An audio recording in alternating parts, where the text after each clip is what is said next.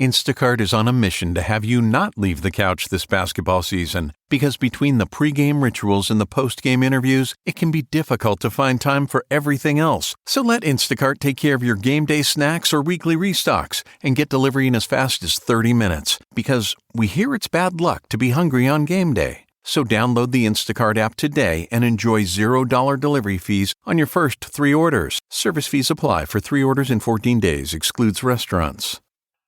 Welcome to the Pint Glass Football Podcast.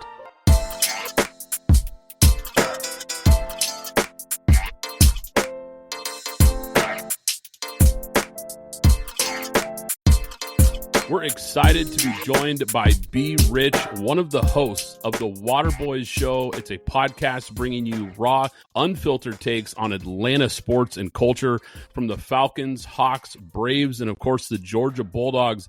They deliver sharp insights every episode and also feature top-tier guests from the world of sports and entertainment, making it a must-listen for all ATL fans. B. Rich, thanks for coming on the show. Man, appreciate you having me, man. Really excited. How y'all guys doing tonight? Excited to have you on the show. Excited to talk some Falcons and some Bulldogs, of course. 2 teams that I think have a lot of buzz. Of course, going into the NFC South this year, Atlanta's one of those teams that a lot of people are talking about, and we'll kind of dive into that. And, of course, Georgia being the powerhouse that they are in the college football landscape and the SEC, of course. Get your thoughts on that as well. But I want to start with your Atlanta Falcons. And let's start right at the top here, because Michael Penix Jr., this young quarterback, and look, this guy looked good in limited action last year. But now he gets a full runway to kind of prove that he's the long-term guy in Atlanta. What's your take on what we can expect from him in year 2, now that he's coming in with a full offseason to be the starter here for the Falcons? Well, man, what I see in Michael Penix Jr. is Joe Cool, man. Like, the dude is cool under pressure. You saw him last year in the 3 games he played. He brought us back in 2 games. Against the Washington game, he came down on 4th down, and you had to make it or you lose. We came down, scored the touchdown. 4th down, he threw it to Kyle Pitts. And, I mean, it didn't faze him not one bit. He outplayed Jalon Daniels, or whatever his name is, Daniels, the quarterback for Washington. And we had a chance to win it at the end with a field goal, and our kicker was out, and he missed the field goal. But, you know, shout out to Michael Penix for doing that. And then in the Carolina game, you know, he brought the team back. Once again, defense loses it at the end of the game. But I expect to see him. You know, he's been around for a while. He's been in multiple programs. He got hurt early at Indiana. He stayed relatively healthy at Washington. And, you know, he took his team all the way to the championship. I mean, as you saw him play in college, man, he kept his cool. So I think he's going to get a poised quarterback. He's got a hell of an arm. Didn't realize how strong his arm was till I saw him play on those games. If we can protect this kid, something special is going to happen with him. I kind of view this as, you know, last year as the 2015 Falcons when we went 6-0 and then lost. And then Kyle Shanahan was his first year, and, you know, him and Roddy Whitehead kind of had it out. And in 2016, they came in and went to the Super Bowl. I kind of see, you know, then we drafted well. We got a good defense. And then we were set for 2016. I kind of see this team similar to that team. I see us going to the playoffs. I see us winning in the playoffs. And if luck goes right, I feel like we can make a run. But yeah, as far as your answer to Michael Penix, I think he's the real deal. He has weapons. He has Bijan Robinson to take some of the load off. He has Drake London. He has Darnell Mooney. He has Ray McCloud. All those guys, you know, produced last year. And hopefully the repertoire that him and Kyle Pitts are building this year, they can really, you know, make it count this year for him, a contract year for Kyle Pitts. So hopefully Kyle Pitts can come through. Yeah, that's where I wanted to start at, because I'm a Gator fan, so down with the Bulldogs. But with Kyle Pitts, I think that's a key person right there, because you're right. He's going into what is this, his 4th year or his 5th year? I think it's 5th year. Yeah, this is his 5th year. So they have his 5th year option. So this is a make or break a year. I mean, he's been relatively good in the sense, like about 600 yards, about 4 touchdowns a year. For the person that was drafted top 5 in the NFL. Number four. Yeah, top 5 in the NFL. And with that, you're talking about somebody that's 6'7" that ran basically a 4.38, 4.39, 4.4 speed, basically. There had to be bigger expectation from him. And again, I know that Penix is there now. And Brad will tell you, Penix was my number 2 overall quarterback in that draft. I had him right behind Caleb. And, you know, I was hoping that he fell to the Raiders because people were scared of the injuries, but obviously he didn't. But the thing is, with Kyle Pitts, his laziness, because a lot of what he's done, because he did it at Florida too, his laziness, do we think, because I thought he was going to pick it up last year with the coaching staff of Raheem Morris. I thought they were going to be able to light a fire under him. And I guess you could talk about the offense as a whole, but he didn't deliver the way that I thought he was going to deliver. And I'm pretty sure fantasy owners felt the same way. But now this year, it's going to be my last year picking him in fantasy. Like, what are you looking at for really, truly, not necessarily Penix, but like, how do you view Kyle Pitts going into, like you said, a contract year? Well, I got a chance to ask Zach Robinson, the offensive coordinator. I asked him directly. I said, why are y'all playing Kyle Pitts at the wideout and not between the tackles? I mean, you know, either tackle. I may have worded it wrong when I said it to him, but what I was meaning was, why isn't he playing by the tackles? And his response to me was, if you look at the film, Kyle Pitts is playing by the tackles majority of the time. And so my reasoning in that is this, and I understand he played a lot of that at Florida, but I don't care about any of that. What I'm saying is, if you put him by the tackle, you're going to force a double team on him because he's going to beat the linebacker easily. So they're going to have to bring somebody in and double check if they have a linebacker on them. What does that mean? That means the other guys are going to get open. That means if they don't double team him, he's going to get open. So that's the whole reason I'm saying, just decoy purposes at all. Do I think he's going to have a good year? Yeah, this is his second year in the system. To where he understands the verbiage, understand where he needs to be. And this is the second year for Penix where he's going to understand where to be. Penix, I'm sorry. He's going to know where to be. So I think he's going to have a good year. Like you say, man, I've been drafting him in the fantasy leagues every year, man, just in hopes. I think the 1 year he got hurt, then it took a whole another year to recover. But last year, what I didn't like was you saw some strides of spectacular catches. You did, and some long touchdowns. I just don't like the loafing, bro. Yeah. I don't like, man, act like you running. Just act like you just move your head fast. Sometimes it seems like he out there lethargic, not into it. And I think that's what pissed a lot of people off. If he just faked the funk, act like he running hard, I don't think he had no problems out the fans because he made some good catches. It's just like not going for balls that even if you're going to miss it, just die for it, man. Make a play. Yeah. So I think that was his issue, but I expect good things. And like I said, like Zach Robinson said, he said if Kyle knows what he needs to work on, and he expects great things from Kyle this year. So that's the offensive coordinator. That's out his mouth. So that's an exclusive from the Water Boyz. You know, I got a chance to ask him about Kyle Pitts, and he gave some good responses. I wish I could play it for you. Yeah, once again, guys, if you haven't checked out their podcast, be sure to check it out. YouTube, Spotify, Apple Podcasts. They do get some really great guests from around the world of sports and, of course, focusing mostly in on Atlanta sports. When you look at the rest of the weapons and you look at this offense, though, I think it's safe to say if he doesn't unlock this tight end, I think there's enough weapons there that they still could have a prolific offense around this young quarterback. And I'm excited to see kind of the steps that they take forward here with this team. But I want to shift here to the defensive side of the ball because you mentioned it a minute ago. The defense is kind of what's held this team back in recent years. We've seen them address the offense with all these draft picks, and they really have built a nice young roster of talent. Now you've got, like we said, the young quarterback coming in and kind of taking over the reins. But on the defensive side, we've seen some struggles, especially at the cornerback position. And that seems to be a spot that everyone's talking about this offseason with this team. Nickel is a spot that people are circling. So what do you make of the quote-unquote nickelback competition that we're going to see this offseason? Billy Bowman Jr., Clark Phillips. The nickel spot, like I said, it's kind of been a problem for them. D. Alford gave up 8 touchdowns, had a ton of missed tackles last year. Do you think a guy like Billy Bowman could have a legit option there? Or do you like the idea of maybe moving Clark Phillips to more of his natural nickel role there? Basically, what do you make of this position, and what do you think we're going to see here in camp? All right, so let me start off. All right, I think our cornerback defensive backfield has already gotten upgraded. Why? Because we finally got someone that can get to the quarterback. We finally addressed the defensive line. If Jalon Walker, Leonard Floyd, Pierce, and Braylon Trice, they come in and get after this quarterback. Our second round pick last year, Rook Aurora, get him. Even Arnold Ebiketie, he came on last year. And then, as you saw when Raheem Morris took over, Caden Ellis, he made some plays in sacks. I feel like our pass rush is a 180 from last year. I feel like our defensive backs are going to look like Pro Bowlers now. You understand? Because they're going to have less time for the quarterback to be rolling around, getting those 3rd and 14s and making us look bad. All right.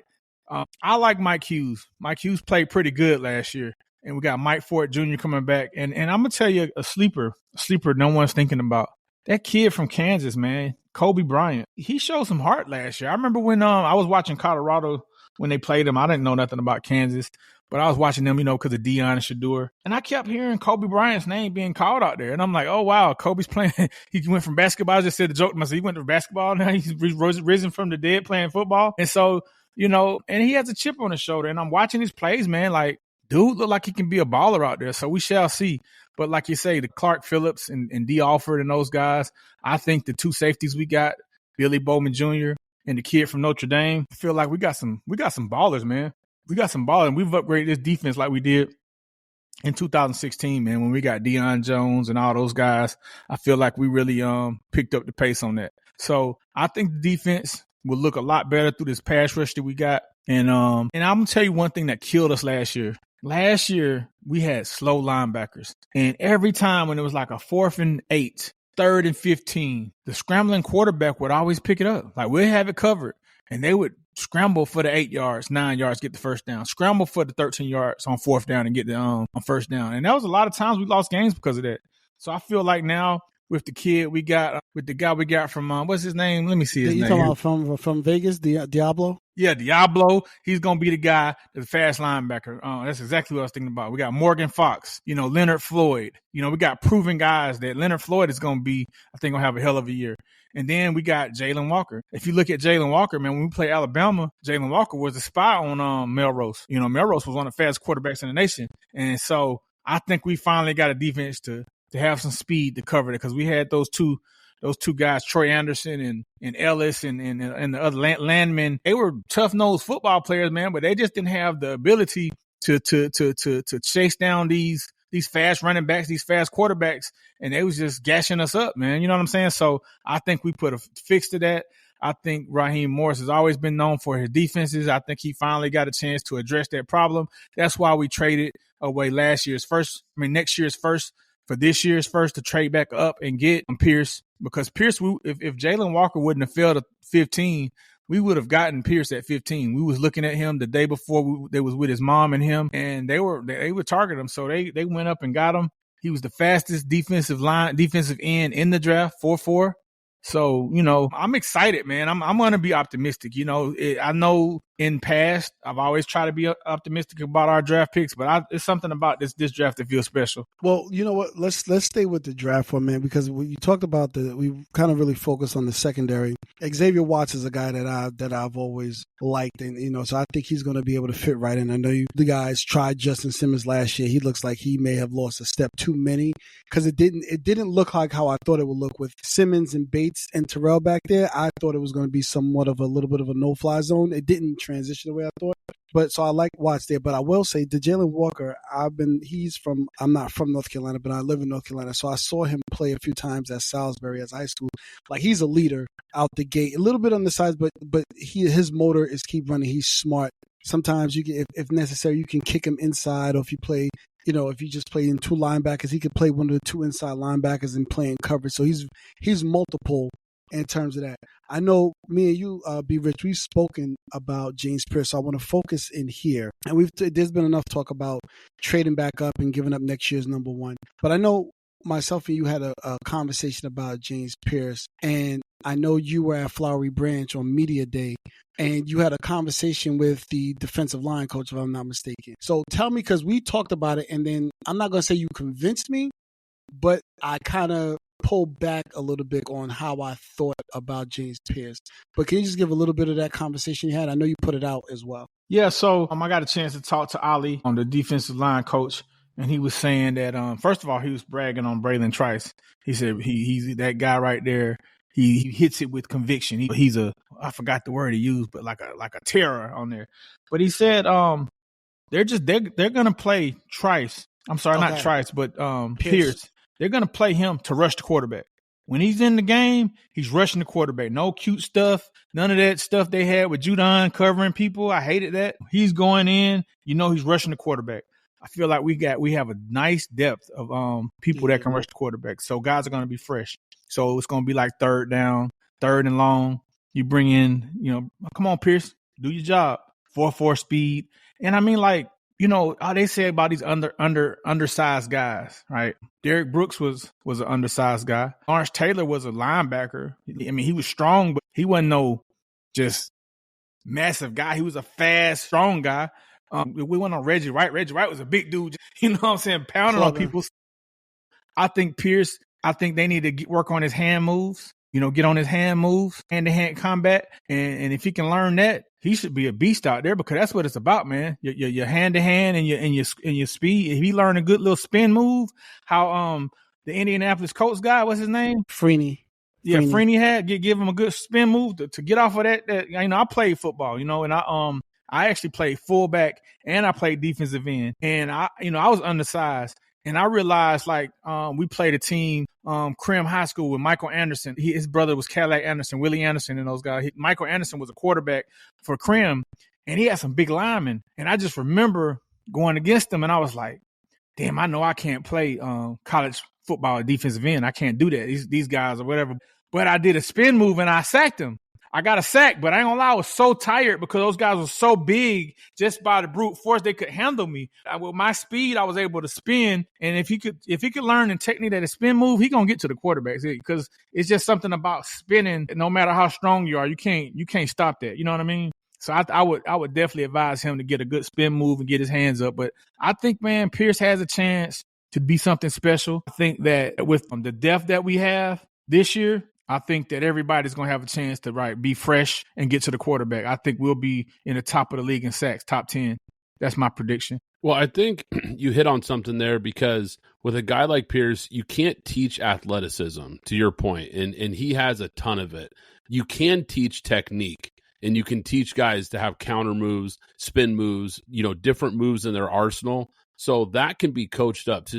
I think it's a great point by you because I think early on, having a plan in place for this guy, like you said, whether it's on third down, specific pass rushing downs where you just kind of let this guy be unleashed, so to speak, as a pass rusher early on in his career as he develops his moves, I think is a really smart play by them. I did want to jump back quickly, though, because I like that you brought up Cobee Bryant when you were talking about the secondary. And it's weird. I actually had a note here to ask you about him. He's getting a lot of buzz as an undrafted free agent. And this guy was really productive at Kansas. So he's a really fascinating guy because I thought he was going to go maybe in the 5th or 6th round. And for them to get him as an undrafted free agent, I think was a great find. So I think he's a big addition for that team as well. Now, you talked about Jalon Walker. I want to hone in on him for a second because obviously this guy, you're a Georgia guy. You saw this guy at the college level and now playing for your Falcons. I know the Falcons are really high on this guy. The fans and the media seem to be high on this guy as well. What kind of year one impact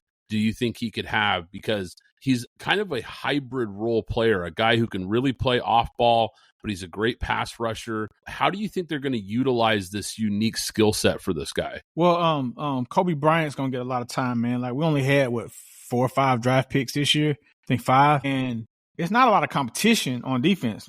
Everything went to the line. And one of the weaknesses that we didn't feel in the draft picks was defense. It was cornerback. We did go safety, with those 2 guys, but we didn't get no cornerbacks. A lot of people was criticizing that. So us to be able to pick up Cobee Bryant, someone that was a playmaker on film, that's what I like. I was watching the draft, the history of the draft, and they was going to the Tampa Bay Buccaneers, and they interviewed Rich McCray, who was the GM back then, and he's now the president of the Falcons. And he said, man, the year when they drafted Warren Sapp and Derek Brooks, he said, we was the type of team that would draft the combine junkies, the combine greats, that. And so we never did nothing with them. But when we decided to draft Warren Sapp and Derek Brooks, those were football players. And he said, when we did that, that's when they became great. That's when they won a Super Bowl. So I think that Cobee Bryant is a football player. He may not be running the 4.3s, the 4.4s, but every time you saw him on the field, what did he do? Make plays out there. And I think that for the first time, the Falcons, when we got Troy Anderson, I think that was one of those draft standouts. You know what I'm saying? Like somebody that did good. Combine warrior. That's what I want to call him.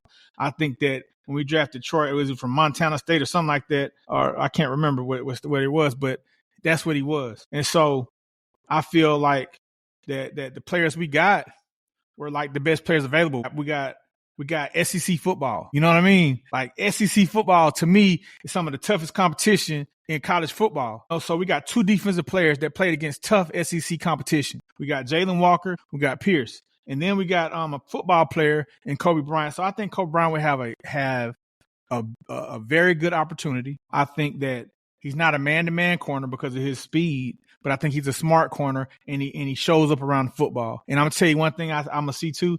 I can see him like picking up a lot of fumbles, maybe getting a lot of picks, just being around the ball, man. He has a nose for the ball. And I see this one play that I saw him where he hit the dude, made the dude fumble, picked the ball up, and took it to the house. So that's the type of player I expect him for the Falcons, and he will have some opportunities. It's his job to lose. It's his job to lose because they're going to give him some opportunities. Going in Jalon Walker, I will say this. I had a chance to ask one of the coaches about Jalon, and what they said was they're not going to give him too much. He's going to rush the quarterback.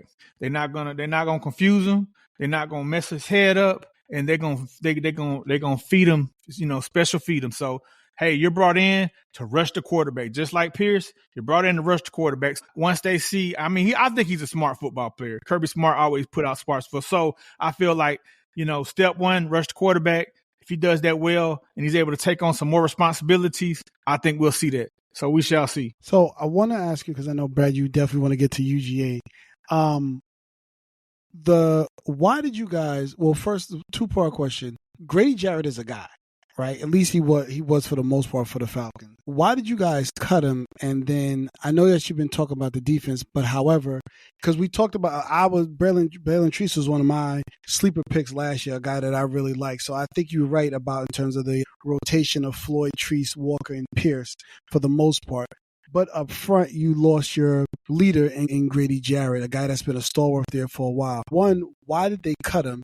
And two, how do you think that looks now with, I guess, perhaps maybe Jesse Bates or another guy that's now going to be the voice of the defense now? All right, so for Grady Jarrett, man, I was complaining the past 2 years. When he first got hurt and we came back, I was like, damn, man, Grady Jarrett, he's making a lot of money. He's making a lot of money. And, when he played last year, I don't know, maybe because he didn't have another line to help him out, but it looked like he lost a step, and that's just what it is. The Falcons got a lot of respect for Grady Jarrett. The fans love him. The organization loves him. And they asked him to take a pay cut, and he said no. And out of respect, they just like, all right, well, we're going to let you go. And this is, I ain't read this nowhere. This is just the feel I have. You know what I mean? Like, they respect him. They let him go. It was a money move. Grady Jarrett was making a lot of money, and they needed to clear some space, because we gave Kurt all that money, and we need some space to sign some free agents. And he was a leadership guy. We interviewed AJ Terrell a week ago, and AJ was like, he was hurt that Grady got cut. I put a part on that out, and he went to Grady Jarrett's house and talked to him, and he was a great leader. So that's one thing the Falcons going to have to find and replace is the leadership role that he calls. But that was the reason he was let go, man. It was money. And he had lost a step. If he would have taken a discount and come back to the Falcons, we would have done that. But out of respect, man, the man, he's on his last leg, and let him go out and make some money, man. But the Falcons love him. The fans love him. They ain't got nothing bad to say about Grady Jarrett, but it was a cost-cutting move. So before we shift gears to the Bulldogs, I want to ask you about the rookie minicamp going on. 41 players out there, including undrafted free agents. We talked about some of these guys. What stood out to you most about this group? Are there any names that you think are flying under the radar here? I want y'all to look out for Nick Nash. I want to see. Oh, yeah. I want to see what he brings to the table. He was the Triple Crown winner for wide receivers, yardage, touchdowns, and catches. He had the most. And we got him on film. You never saw him just speed burning, but you always saw him catching the tough catch. The touchdowns right there. Guy right there, boom, in his hands. And I think Penix can put it in the bread box. I'm curious to see what he does. And also we got a left tackle in the 7th round. The guy's a tall 6'7" beast, man, 315 pounds. I like to see how he turns out. Nice rotational guy. Let's see what he can turn out to. It seemed like the Falcons, they took the best available player this time in the draft. I think we got the 2 best safeties. I think we got to steal with Watts. I mean, what is it, Xavier, right? From Notre Dame? Xavier Watts. I got to steal with him. Yeah. And everyone's telling me that Bowman is a beast. He led he was one of the top leaders in interceptions the past 2 years. I think he had 13. I can't remember the number. But he was the type of guy, he picked the ball out. He take to the house. So we got some ball hawks, man. So I think our secondary has improved. I feel like that through the defensive line, the rotation we're gonna have, through the guys we have, it's gonna make the secondary look a whole lot better than we had last year. Last year, man, Lake, I ain't gonna lie, I talked to a Falcon. I'm not gonna say his name, but when we interviewed AJ Terrell with some more Falcons there, and I got a chance to talk, and we asked about Lake, and then he was just like, Lake was just stubborn. That's why he lost his job. He was stubborn. He wanted to, like, instead of like working to your player's strengths, you're just like, all right, you're going to make a square peg fit in a round hole. And that was the problem. And then when Raheem Morris took over, you saw near the end of the year, those handful of games, we were the top 5 in sacks. You know what I'm saying? So I just think he was trying to force some things. He wasn't real aggressive, and the Falcons got burned. So we shall see, bro. But remember the Nick Nash kid. Yeah, I was about to mention, because Nick Nash was one of my sleepers from San Jose State, a guy that I had been talking about. I thought the Raiders were going to nab him since he's a quote unquote local guy from the Bay Area, but he was a guy that I was looking at. So Nick Nash was a steal in the undrafted free agent market. One other thing I would say 2 other things, Brad, that y'all probably thinking about. It was talking about Caleb Coleslaw McGarry. We called him Coleslaw at the beginning of the year when TJ Watts killed him. Yeah. We had Willie Anderson, the great left tackle for Bengals, Cincinnati Bengals, and he does a lot of things. And he was just explaining. I was like, well, what about the blind side and this or that? And he's like, hey, these days, man, like the blind side is either side, because during early football days back in the days, like quarterback would always throw to the right. So that was his blind side. But he says now they're throwing this way, they're throwing that way. So it's really not a blind side anymore. So, he just had something, to say about that. That was interesting. And then we lost our center, Drew Dahlman. But to say something about that is we had Ryan Newzel, and he played like Dahlman got hurt like the first game. And he played like a stretch of games, played against Kansas City, played against Philadelphia. And we almost won that Kansas City game. We should have won. It was an interference on Kyle Pitts that they let go. And we did beat the Eagles. So the center play, I see Newzel doing well. Barring no injuries, our line should be all right. Drew Dahlman was a loss. He was a great center. But, the guy who played behind him when he was hurt, he played good. So, I just wanted to bring that up. All right, let's get to these Bulldogs here. I see you repping the hat here. I love it. Georgia Bulldogs, let's start here with the recruiting class, because Kirby Smart, this guy just keeps stacking elite classes. Georgia's 2025 class coming in was ranked number 2 in the nation, and they have 4 5-star players that are in-state guys. So tell me about this group. What do you think of this young infusion of talent coming in for Georgia? Who stands out in this group for you? Well, I'm going to tell you one thing. Receivers. That was kind of our downfall last year. We led the league and we led the nation in drop passes. And I ain't gonna lie, like that kind of hurt Carson Beck a lot, man.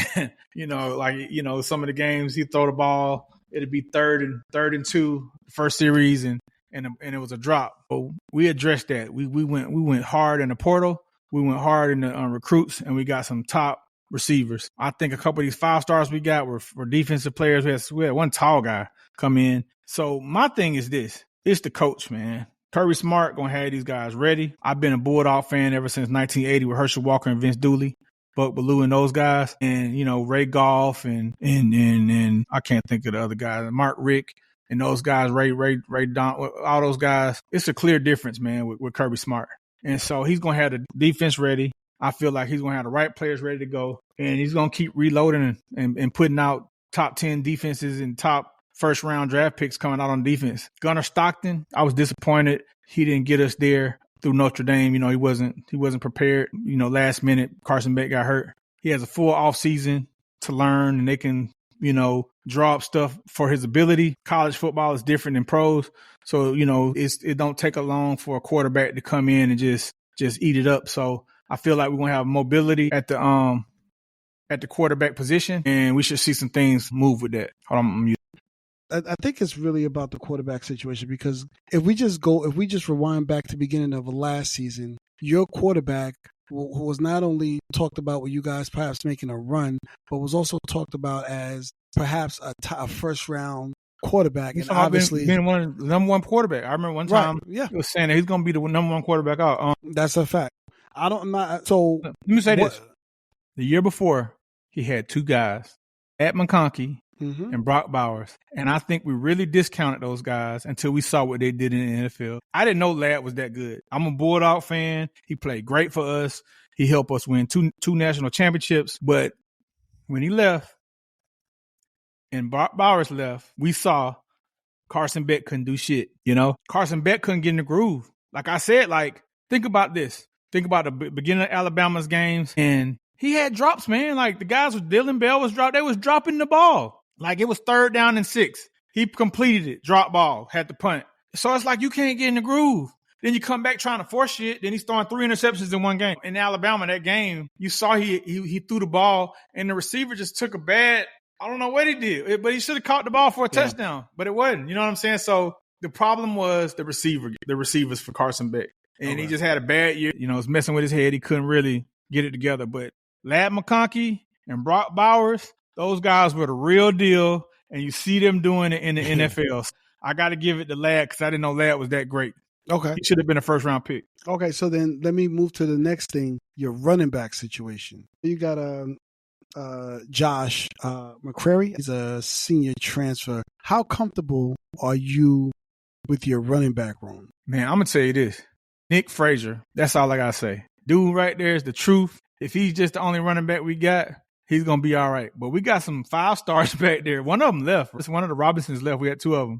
One of them left, and then the guy you talking about coming in, I don't know what he's going to do. But Nick Frazier, I wanted to see him get the ball a lot of times. I know he fumbled against the miss, and, it cost us the game. But Nick Frazier, man, he that dude, man. He was running super hard. And, I think he's going to get his chance this year. I was disappointed in ETN, man. I thought ETN was going to have a better – he was balling for Florida. He had some good games against Texas. I don't know if he was balling for us, but he did exactly what I expected in Georgia. Yeah. Not deliver. But go ahead. Yeah. But I think we got some good running backs, man. UGA is known as running back U, man. That ain't going to stop. Well, they lost 13 players to the NFL draft. But this is a team that is still loaded, like you said. This is a program at this point. They don't rebuild, they reload. And you mentioned some transfers. We talked about this elite recruiting class coming in. There's going to be a lot of freshman talent, but the transfer portal we know is a huge part of college football nowadays. They bring in some big-time playmakers, and like you mentioned, 2 players that I think could be instant impact guys were USC wide receiver Zachariah Branch, who's a very talented player, and Texas A&M wide receiver Noah Thomas. Bringing those guys in, I think, to be day one starters for this program and really upgrade that receiving room. And then, like you mentioned, running back Josh McCray, I think, could carve out a role for this team as well. Which transfers, like I said, I mentioned a couple guys, but who are you excited about in this transfer class? I'm excited about the USC guys. I'm excited about them. I'm excited about just the receivers in general, man. I'm excited to see what the receivers going to do because I think we have the best receivers in the SEC right now. And it's up to Gunnar Stockton, man. I don't know what we got in him. I know he was a top recruit, but we're going to see. We're going to see. And we just got a commitment from the number one quarterback in the nation. So he just committed to us. He had recommitted to us. He had decommitted. Now he's recommitted. I saw that for the 2026 class. So really quick, I want to talk about the schedule. November 15th, the game you have circled, and that's. I mean, it's gonna be at Georgia, man. I'm gonna tell you this. Hey, winning. Like Kirby Smart said, winning on the road in the SEC is a tough thing to do. So we're gonna pay back miss. Texas, we should get that. I know they gonna come at us, but man, you can't discount coaching, man. Nick Saban showed you time and time after again, we could not beat that man. He was a great coach. And where does Kirby Smart come from? What tree does he fall from? Nick Saban. The Nick Saban tree. So one thing for sure, Nick Saban's been around the greats. He's been at Florida State. He's been at Georgia. So he learned with Bobby Bowden, learned with Nick Saban, learned whoever else.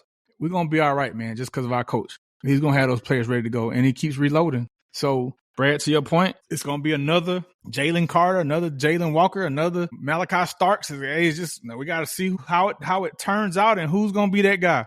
So we shall see. Yeah, just to rewind real quick here, Alex. Jared Curtis is the quarterback you were talking about that just recently signed a couple days ago.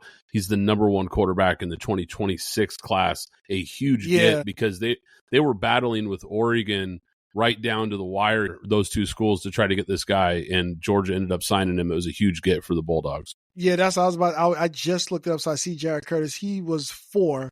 Now he's number 1. And the kid I'm talking about, Faison Brandon, also out of Grimsley in North Carolina, he was number 1. He's now dropped to number 2, committed to Tennessee. You know who I was worried about this year? I'm not going to lie. And now I'm not worried about them. I was worried about Tennessee, that quarterback, boy. Yeah, Nico.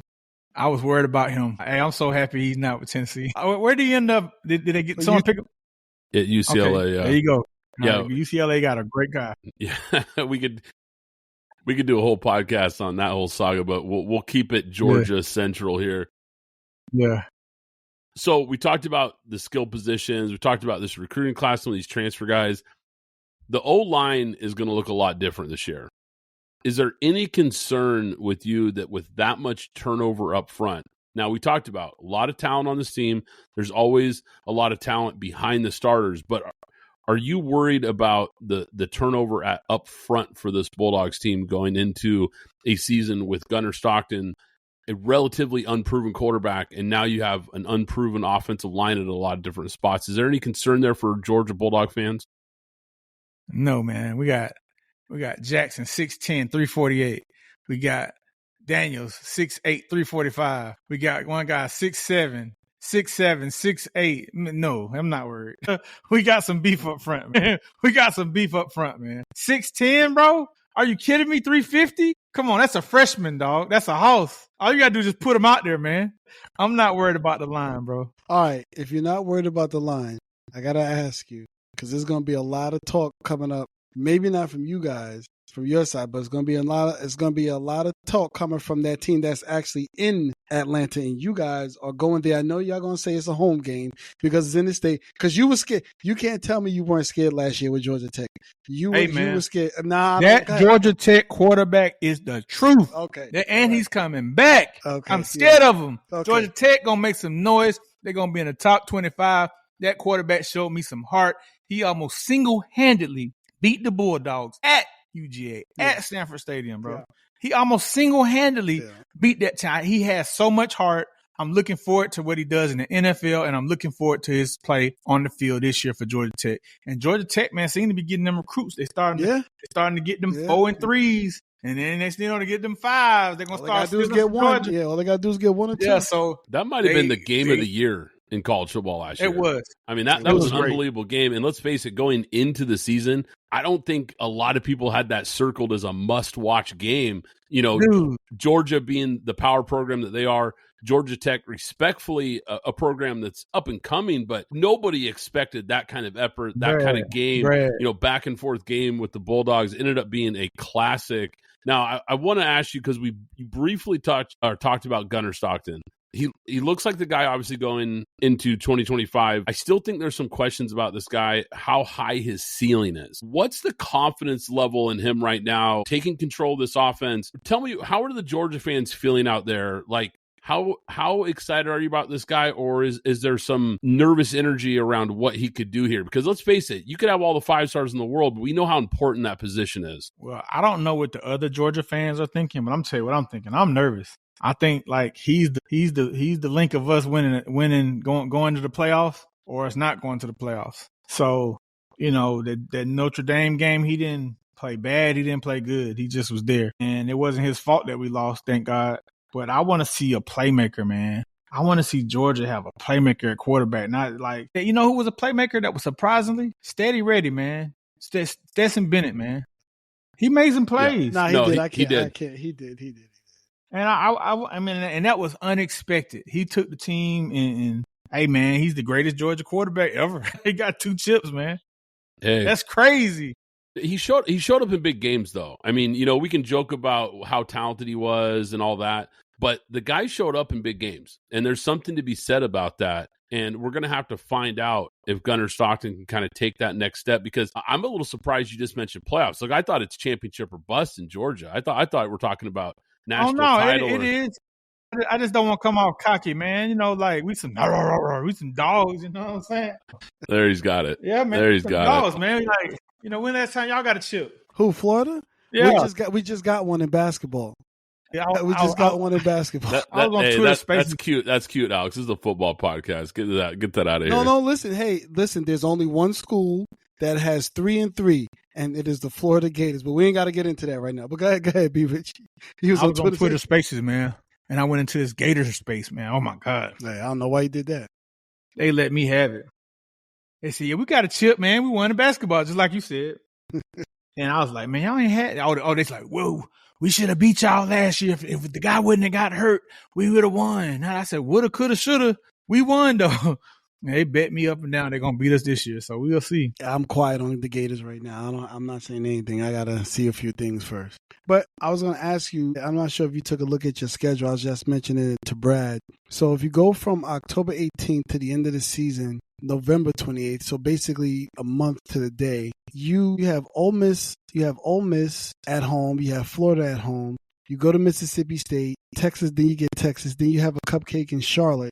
And then you face Georgia Tech. So those last five out of 6 games are going to be some tough games going down the stretch. So like you said, if it's championship or bust, I suspect that you will be one of the 12 teams. Now, how you want to be seated, that might be open for discussion. But those last 5 out of 6 games are probably going to be some tough games down the stretch that'll probably decide your division. I'm going to tell you the games I think are going to be tough. I thought Tennessee was going to be tough. I don't know what it's going to be. We'll see. We got Alabama at home. That's nervous. Kentucky played us good. Auburn played us good. Ole Miss, we're going to pay Ole Miss back. I'm nervous about Florida, even though it's home. Texas, I'm nervous about that. I think we're going to be prepared. We're going to be prepared for Georgia Tech because we went into that game, you know, looking at the bowl game and not knowing how good that quarterback was. And I think Kirby will have us prepared, but it's going to be a tough one. I think Georgia Tech going to be ranked. But the games, like I said, I'm nervous about. Let me look at it again. I'm nervous about Alabama, but it's at home. Kentucky always plays us hard, but we're home. We're at Auburn.